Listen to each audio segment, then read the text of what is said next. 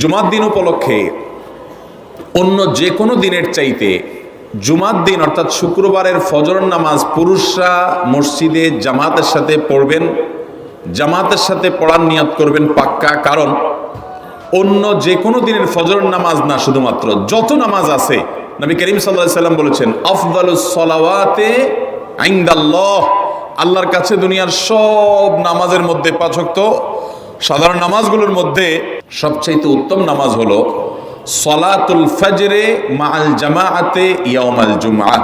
জুমার দিন ফজরের নামাজ জামাতের সাথে আদায় করা হলো যত নামাজ আছে এর মধ্যে সবচেয়ে শ্রেষ্ঠ নামাজ।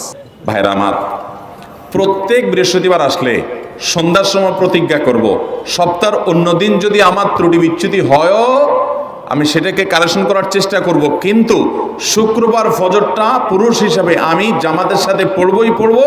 তার জন্য রাতে আগে আগে শোবো, ডাবল ট্রিপল অ্যালার্ম দিয়ে শোবো, অন্য নামাজি বন্ধুকে বলবো ফোন দিয়ে ডেকে দিবি, একে অন্যের সহযোগিতা করব, কিন্তু ফজরের নামাজ জুমার দিন ছাড়বো না ইনশাআল্লাহ।